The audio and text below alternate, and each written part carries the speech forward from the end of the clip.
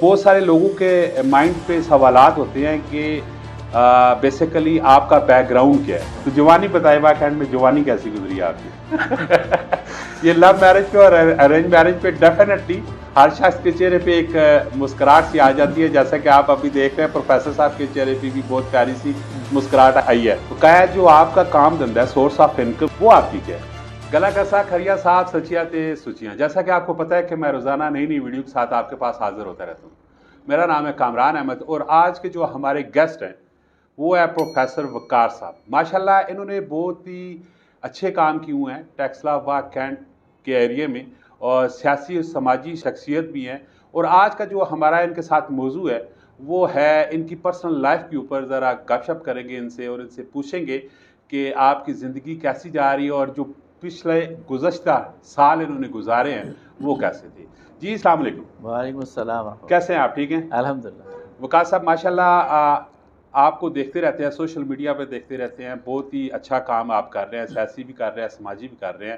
اور بہت سارے لوگوں کے مائنڈ پہ سوالات ہوتے ہیں کہ بیسیکلی آپ کا بیک گراؤنڈ کیا ہے، ٹھیک ہے، اور آپ کی جو لائف ہے پچھلی وہ کیسی گزری ہے اور آپ کا سورس آف انکم کیا ہے. اس موضوع پہ ہم ایک دلچسپ قسم کا کنٹینٹ کریٹ کریں گے.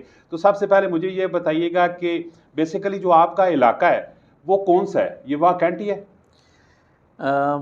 آپ کہہ سکتے ہیں کہ اب تو میں واہ کینٹ کا ہی ہوں. ویسے آبائی تعلق ہمارا صوبہ خیبر پختونخوا کے ضلع صوابی سے ہے، لیکن میرے والد صاحب ڈاکٹر محمد کمال وہ 1970 میں واہ کینٹ شفٹ ہو گئے تھے، اور یہ سمجھ لیں کہ 53واں سال ہے ہمارا واہ کینٹ میں.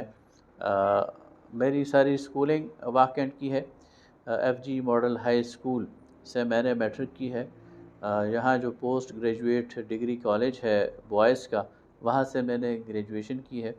تو میرا بچپن بھی یہیں گزرا ہے، جوانی لڑکپن بھی یہیں گزرا ہے، اور اب بھی یہیں موجود ہوں. تو میں تو سمجھتا ہوں کہ میں واہ کینٹ کا ہوں. تو جوانی بتائے واہ کینٹ میں جوانی کیسی گزری ہے آپ کی؟ الحمدللہ واہ کینٹ میں انہی گلی کوچوں میں کھیلتے کودتے، اور خاص طور پر میری جتنی دوستیاں تھیں وہ واہ کینٹ میں اسٹیٹ ایریا میں تھیں. 14 ایریا اور 16 ایریا اور اسلم مارکیٹ اور آس پاس ہم گھومتے پھرتے تھے، کھیلتے کودتے تھے، دوستوں کے ساتھ گپ شپ چلاتے تھے، کالج اسکول جاتے تھے. تو اسی طرح گزری. تو اب جوانی کے بعد ڈیفینیٹلی آگے جو مرحلہ آتا ہے وہ شادی کا آتا ہے. جی جی. تو آپ کی ارینج میرج ہے لو میرج ہے؟ جی الحمدللہ وہ میرے اپنی پھپھو کی بیٹی ہیں جن سے میری شادی ہوئی ہے. میری 1997 میں 2 جنوری 1997 کو میری شادی ہوئی تھی. اس وقت میری عمر 28 سال تھی. لو میرج تھی ارینج تھی؟ بس وہ دونوں تھی.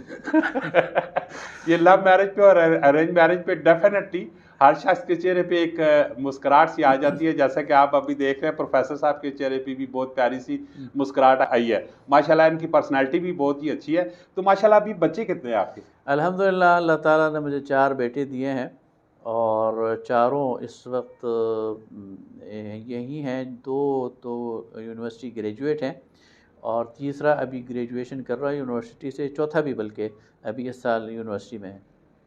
اچھا، تو بقایا جو آپ کا کام دھندا ہے سورس آف انکم کے، وہ آپ کی کیا ہے؟ ہاں جی الحمدللہ میں تو ظاہر ہے کہ ایک مڈل کلاس یا لوور مڈل کلاس کا فرد ہوں.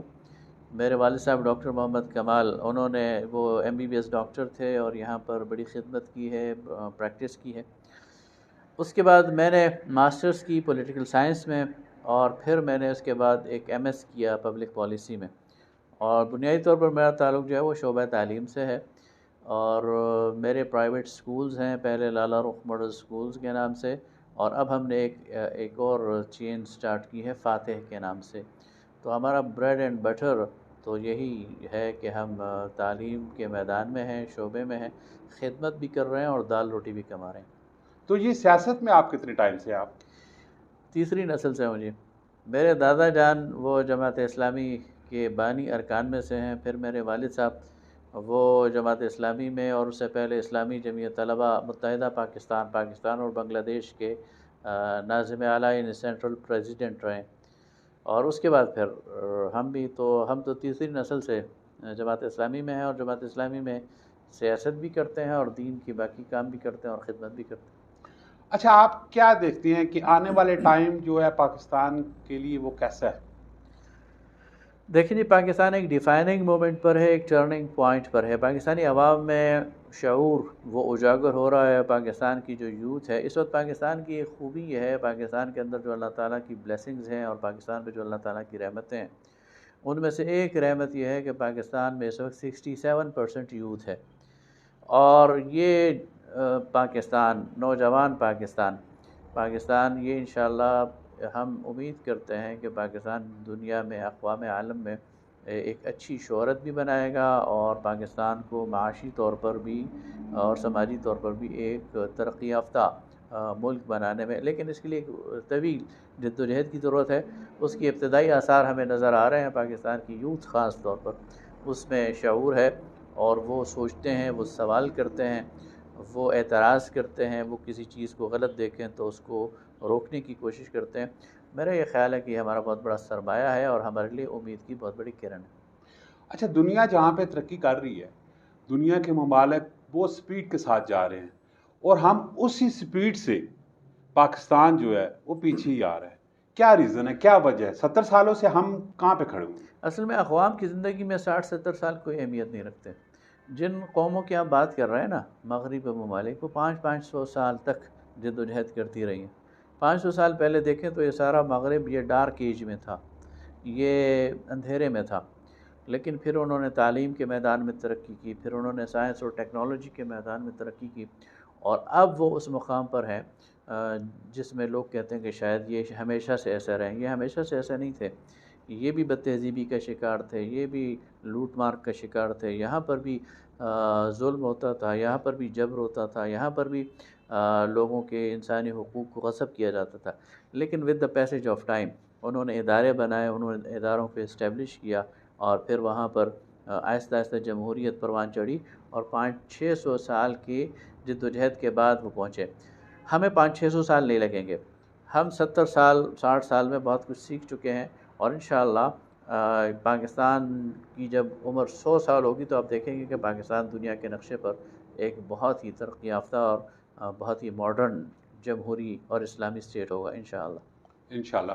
اچھا آج کل کے جو حالات ہیں، یوتھ زیادہ تر پرائرٹی دیتی ہے ابروڈ جانے کو، تو اس کے حوالے سے آپ کیا کہتے ہیں؟ یہ ٹھیک ہو رہا ہے کہ غلط ہو رہا ہے؟